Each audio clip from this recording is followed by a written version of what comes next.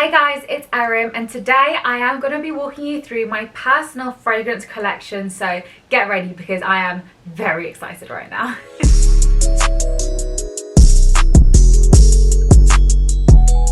So you guys know I am so gassed when it comes to perfumes. It's my biggest passion, hobby, everything. Let me talk to you about my favourites first. I have a very strong love for Byredo perfumes. Now this is essentially perfumes that everyone kind of recognizes a smell in each perfume, but you don't know where it's from, so it connects everyone. Now I have 4 and I'm building up a collection. The most recent one I bought is Velvet Haze, and this one's gorgeous. It's very kind of like 70s coconut, powdery, but very like, I don't know, just like nostalgic and 70s-y. Not something that upon description I would be immediately drawn to, but when you smell it, and it's really interesting because this scent really evolves on the skin over time. It's very kind of like a signature scent kind of perfume. The next one I have in the Byredo collection is, I think this is my favorite perfume. Now this is called Rose Noir. Firstly, the reason why I love it is because my favorite flower is black roses. And then secondly, it smells like a rose, and this is the description, that's been stomped on the forest floor. I don't know why, but that really like resonated with me, and I love this perfume. I remember the day I bought it. I got it from Selfridges. I bought it myself. I had the whole experience. They gave me loads of samples, even though I went in and I knew exactly which one I wanted. I'm pretty sure they recognized me at the Byredo stand now, but this is my favorite. In fact, my next favorite is this one by Gypsy Water. Let me tell you a story about this one. So back when I didn't have many followers at all, I remember Murad Skincare kindly invited me into Space NK, which is like a really bougie, kind of like the UK version of Sephora, I would say. And they were like, go mad, pick anything you like in the whole of the Space NK store. And sis was like, I can't believe you give me free reign. You're gonna regret it because I'm gonna pick up everything in this store. And I remember as they were like checking out everything, obviously it was all for free, which is really nice. I was like, can I just please have a perfume? And they just was like, okay, but like we need to do this quickly. I don't know what happened, but I was just drawn to this one. It's called Gypsy Water. This is the most unique perfume that I own. Now the final one out of my Byredo perfumes is called Mojave Ghost, and it's named after the Mojave Desert. It has a kind of like water lily, water flower, eerie kind of smell to it. It smells like a perfume that's been in a room after someone's left. I don't know if that makes any sense. You guys really have to smell these perfumes to believe it, and they really are. I feel like this is an ad for Byredo. Guys, this video is obviously not sponsored. I wish it was though. Byredo, call me. Now let's move on to my other favorite brand, which is, and I'm sure most of you are going to know this, but Jo Malone. All of the perfumes that I've gotten from Jo Malone have been gifted. However, these 4 that I have in my kind of like personal everyday kit are the ones that I would buy again and again and again and again. So I'm going to tell you my very favorite Jo Malone perfume, and it's right here, Poppy and Barley. I love this. This is the perfume I wear, and I feel very kind of like emotionally tied to this. It's the first perfume I ever got from Jo Malone. I feel very tied to it because whenever I'm feeling anxious, I just want to smell it. And actually, fun fact, it's called Poppy and Barley, but Poppy and Barley themselves actually have no scent. So this is like a really unique take on what the perfume artist thought Poppy and Barley would smell like. And when you actually smell it, it's like, of course Poppy and Barley smell like that. Like, and it's crazy to think, how did someone think of how something was going to smell and articulate that and then go to a lab and make it? Now the next one is Rose and Magnolia. You guys can tell there's a theme going on here. Sis loves rose, and I don't like that grandma-y, powdery rose. I like a youthful, creamy rose. And when I first got this, the Rose Magnolia, I was like, ugh, that sounds like a grandma perfume. I'm not gonna like it. Guys, when I tell you, I think this is one of the perfumes I get the most amount of compliments on because this is such a truly floral scent. It has a kind of like sparkling fizziness to it, which is not what you'd expect with Rose and Magnolia, but it really is amazing, and it lasts on your skin all day, which is something I really look for in a perfume. Okay, let's move on to the Cologne Intense ones. Now, when I'm feeling bougie, when sis is going to Harrods, when sis is gonna go buy a bag from Selfridges, I will wear the Velvet Rose and Oud from Jo Malone. This just makes me feel rich.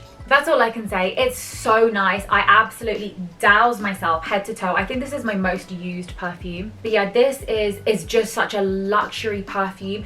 If you're looking to get into ouds, I would definitely recommend this one because also, oh my god, I just realized it's rose. Okay, yeah, sis really only has one taste. And then the other cologne intense I have is the Jasmine, Sambac and Marigold.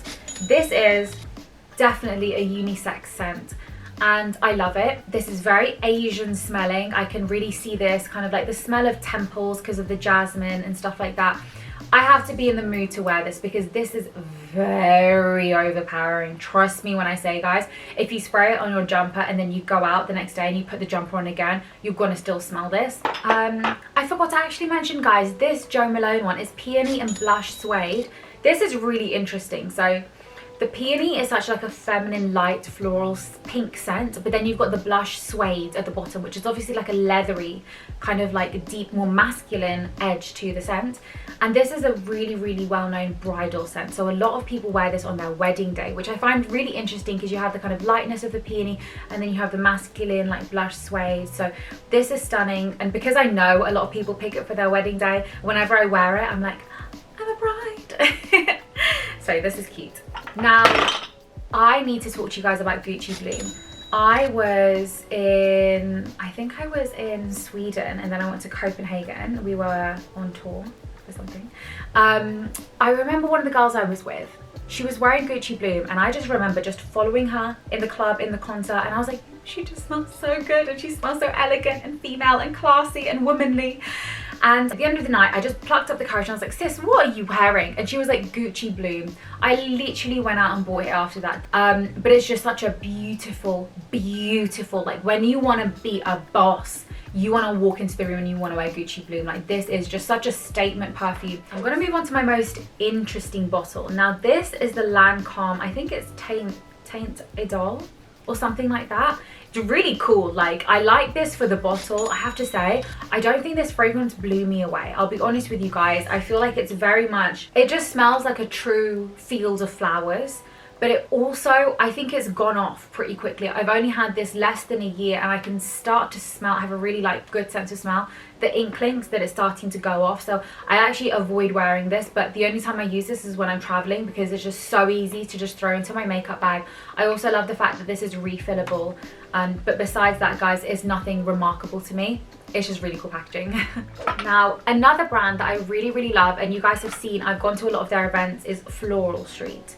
Now, no surprise here, my favorite scent from Floral Street is Neon Rose. I've actually spoken about this in another video. This is such a powerful smell. It smells a bit like laundry mixed with floral, mixed with electricity. That's the only way I can actually describe it. You have to actually smell this one to believe it. And it's such a, rose, as I mentioned, is such a, like, it has connotations of like old lady and kind of like boring and da-da-da. This is just the most modern, youthful, expressive, vibrant fragrance that I have.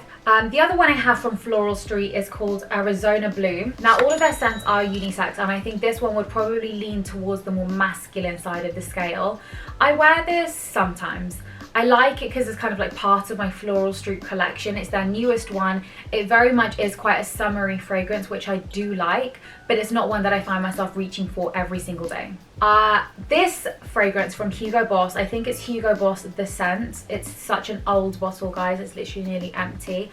I love it. This was kind of like Erim circa 2015. I think that's when I got it. Or when did I graduate? 2017. So yeah, this is kind of like Erim at uni vibes. It's kind of like a non-offensive, kind of like a generic fragrance, very light, very pretty, very feminine, not groundbreaking, but just so pretty. I don't find myself reaching for this one often, but if you're looking for kind of like an intro to perfume or something that is just kind of like a bit like, I don't want to offend anyone, don't want to wear something too loud, this is a great one and it's perfect for day transitioning into night as well.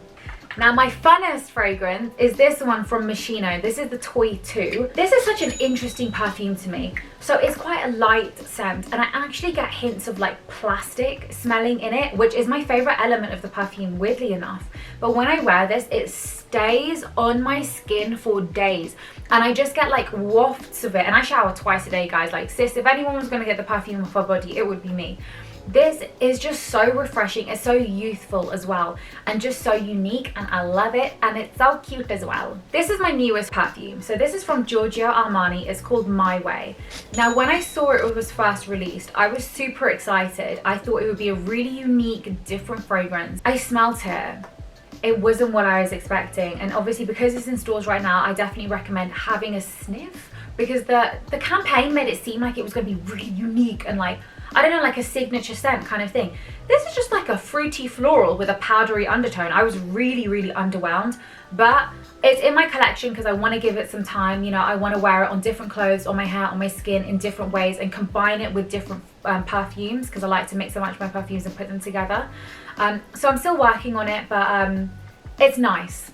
Can't say anything bad, I just wasn't surprised by it. Now this one is the Miss Dior Blooming Bouquet. Again, this is very much Erim circa 2015, 2016, 2017. When I just wasn't into perfumes, I just kind of like smelled a generically nice floral classy scent and went for that one. I would never pick this one again, but it is beautiful. I bought it in the airport when I was on a work trip to LA. It's very wearable, it stays on your skin for a long time, it's very light. Just an easy perfume, I'll be honest with you guys. If you don't want to wear like a heavy sticky perfume, this is actually such a beautiful one. Now I have one more, well I actually have two more. So we have the Irresistible Givenchy. I really like this bottle, it's kind of like diamondy on the back. This is really cute, guys.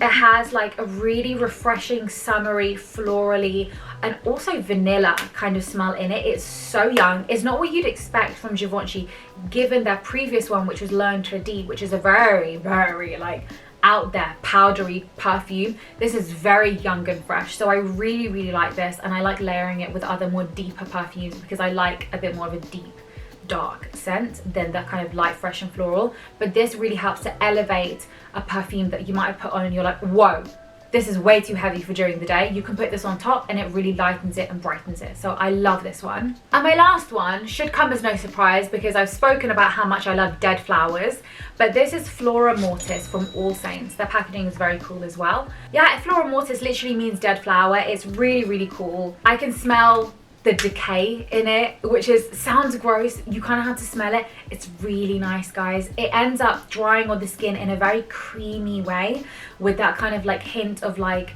I don't know, like mothball, dead pressed flower. I'm not describing this as very nice, but it is very, very nice.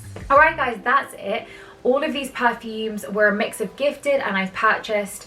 You can get a lot of them from the fragrance shop. You can buy a lot of them from Jo Malone, Byredo, however you prefer to buy your perfumes. Make sure you go ahead and do that. I hope you enjoyed this. I have had the best time talking to you about my perfumes. I couldn't think of anyone better to speak about it other than you guys, because I know you know how much I love my perfumes. So hopefully I get some more perfumes and I can review them for you. I'd love to make this more of a regular thing on my channel, but in the meantime, guys, make sure to like, comment and subscribe. Here is a virtual hug from me to you. Mwah! And have a lovely rest of your day.